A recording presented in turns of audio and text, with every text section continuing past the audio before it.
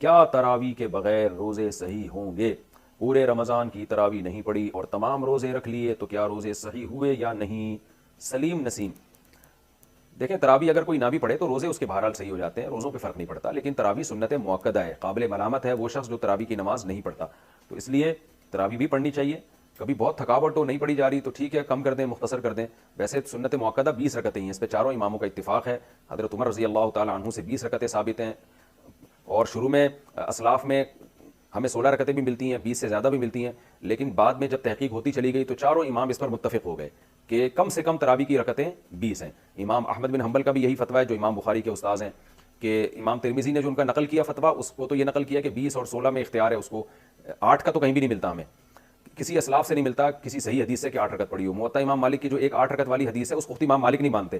تو وہ مسترب حدیث ہونے کی وجہ سے وہ ضعیف حدیث ہے۔ تو موطا امام مالک میں بھی 20 رکعتوں کا تذکرہ ہے، اور بھی ہمیں بہت ساری روایات میں زیادہ تر میں 20 رکعتوں کا تذکرہ ہی ملتا ہے، اس لیے امت کا اس پر اجماع ہو چکا ہے کہ 20 رکعتیں۔ یہ اجماع ہونے کے بعد پھر اختلاف پیدا کیا ہے 20 سے کم، بعض لوگوں نے فتویٰ دیا کہ 20 سے کم۔ تو جب ایک دفعہ کسی مسئلے پر اجماع ہو جاتا ہے تو وہ قطعی چیز بن جاتی ہے، پھر اس میں اختلاف جائز نہیں ہوتا، کیونکہ صحیح حدیث سے یہ بات ثابت ہے کہ امت گمراہی پہ کبھی بھی جمع نہیں ہو سکتی۔ تو اس لیے آپ 20 رکعت تراویح پڑھا کریں، لیکن اگر آپ نہیں پڑھتے تو روزہ بہرحال آپ کا ہو جائے گا، لیکن روزے کی اہمیت تراویح سے کروڑہ گنا زیادہ ہے، کیونکہ روزہ تو بہرحال اسلام کا ایک رکن ہے۔ ایسا نہ ہو کہ تراویح نہ پڑھنے سے روزہ بھی چھوڑ دیں آپ۔